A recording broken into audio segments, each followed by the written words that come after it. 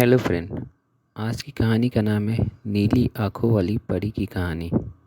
सालों पहले भानिया राज्य में कर्ण राजा का शासन चलता था। राजा का दिल बहुत साफ था। वह हर त्यौहार के दिन लोगों को दान देते थे। इस साल भी एक त्यौहार के अवसर पर राजमहल में दान लेने वालों की भीड़ लग गई। राजा ने सबको भर भर कर दान दिया।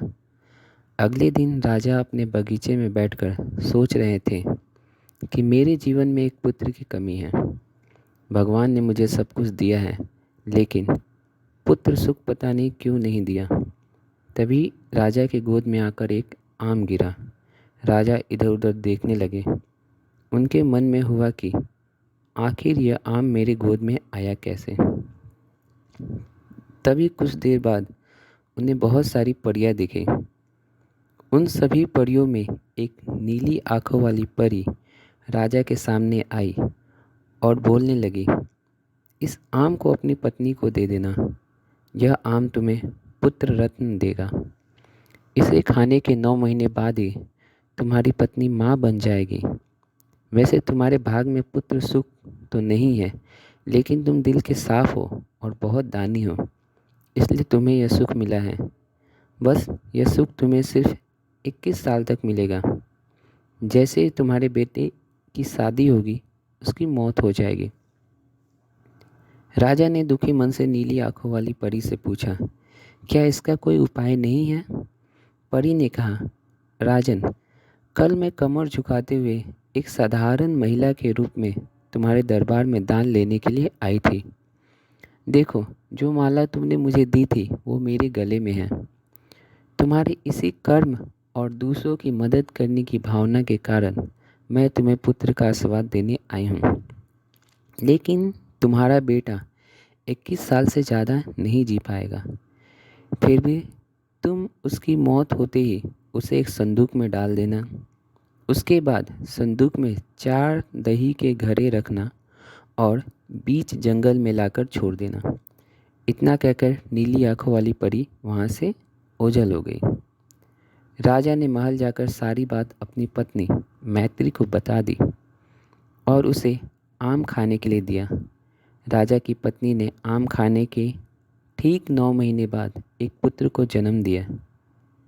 बेटा होने की खुशी में राजा ने बहुत बड़ा जश्न रखा। जश्न के बाद बेटे का नाम देव रखा गया। होते होते राजकुमार की उम्र 21 साल की हो गई। उसके विवाह के लिए प्रस्ताव आने लगे। राजा ने एक बुद्धिमान लड़की वत्सला से अपनी बेटे की शादी करा दी। शादी के कुछ ही दिनों के बाद नीली आंखों वाली परी की बात सच हो गई और राजा का बेटा देव मर गया। राजा और रानी नीली आंखों वाली परी की बात भूल गए थे। जब देव के अंतिम संस्कार के लिए राजा लोगों के साथ शमशान की ओर बढ़ने लगे, तभी राजा को परी की बात याद आई। राजा ने तुरंत सबको एक बड़ा सा संदूक और 4 दही के घड़े लाने के लिए कहा।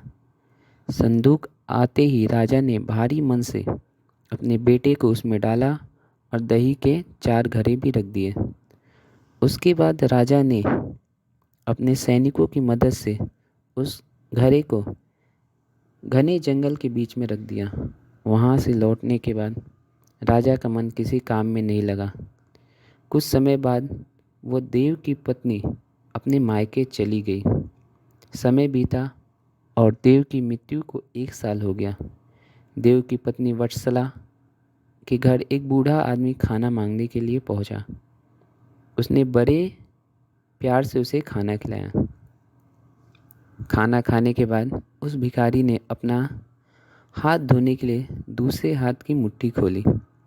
तभी वत्सला ने उस मुट्ठी में अपने पति देव की सोने की चेन देखी।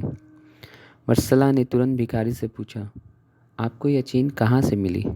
यह मेरे पति की है, जिन्हें संदूक में बंद करके जंगल में रखा गया था। भिखारी ने डरते हुए कहा, हाँ, मैंने यह चेन उसी संदूक से निकाली है। वत्सला ने कहा, आप डरिए मत, मैं सिर्फ उस जंगल तक जाना चाहती हूँ जहाँ मेरे पति का संदूक रखा गया है।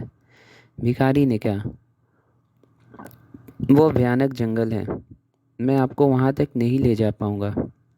हाँ, आप चाहो तो मैं आपको उस संदूक से थोड़ी दूर ले जाकर छोड़ सकता हूँ। वत्सला तेजी से भिखारी के साथ जंगल के तक पहुंची। घने जंगल से पहले ही भिखारी वहां से चला गया। फिर वत्सला अकेले अपने पति के संदूक को ढूंढने के लिए निकल पड़ी। वहां जाकर उसने अजीब सी चीजें देखी। उस संदूक के पास बहुत सारी परियां थी। वत्सला पेड़ के पीछे छुपकर उन्हें देखने लगी। वत्सला ने देखा कि सारी परियों के बीच से एक नीली आंखों वाली परी आई और उसने संदूक में एक लकड़ी देव के मृत शरीर के सर के पास और एक पैर के पास रखी। तभी देव संदूक से बाहर निकल आया। परियों ने देव को मिठाई खिलाई और दोबारा संदूक के अंदर डालकर लकड़ियों की स्थिति बदल दी। रोज रात को नीली आंखों वाली परी इसी तरह से देव को संदूक से बाहर निकालती, फिर उसी में भेज देती थी। वत्सला डरते हुए उस जंगल में फल खाकर 3 से 4 दिन तक यह सब देखती रही। एक दिन वत्सला ने भी संदूक खोलकर नीली आंखों वाली परी की तरह ही लकड़ी की स्थिति को बदला। तभी देव संदूक से बाहर निकल आया। देव ने जैसे ही अपनी पत्नी को देखा, वह हैरान हो गया। देव कुछ बोल ही रहा था कि अचानक वत्सला बोल पड़ी, मैं आपको इस जंगल में इस स्थिति में रहने नहीं दूंगी। आपको मेरे साथ चलना होगा। देव ने वत्सला को समझाते हुए कहा, मैं नीली आंखों वाली परी की वजह से इस दुनिया में आया हूँ। मैं उनकी आज्ञा के बिना कहीं नहीं जा सकता। तुम मेरे संदूक में रखा हुआ एक घड़ा अपने साथ लेकर मेरे राज्य चली जाओ। वहाँ छुप कर रहना। तुम्हें 9 महीने बाद एक पुत्र होगा, तब मैं तुमसे मिलने आऊँगा। अब तुम लकड़ी की स्थिति बदलकर मुझे पहले के संदूक में जाने दो। वत्सला ने अपने पति के कहे अनुसार ही सबसे पहले संदूक में पति को भेजा। फिर वह दही का एक घड़ा लेकर रूप बदलने के बाद राजमहल पहुंची और रानी को चिट्ठी भेजकर रहने के लिए जगह मांगी। रानी ने दया करके उस राजमहल के पास ही एक कमरा रहने के लिए दिया। जब रानी को पता चला कि वह गर्भवती है, तो रानी उसका ख्याल भी रखने लगी। जब वत्सला ने बच्चे को जन्म दे दिया, तो देव उससे मिलने के लिए आया। उस समय रानी पास से ही गुजर रही थी। उन्होंने तुरंत अपने बेटे को पहचान लिया। रानी सीधे देव के पास पहुंची और पूछने लगी, यह तुम्हारी पत्नी है? यह तुम्हारा पुत्र है? तुम जीवित हो? अब मैं तुम्हें कहीं नहीं जाने दूंगी। देव ने कहा, माँ, मैं आपके साथ नहीं आ सकता हूँ। इसका एक ही उपाय है, आपको अपने पति पोते के लिए एक उत्सव रखना होगा। आप उसमें सारी परियों को बुलाइए।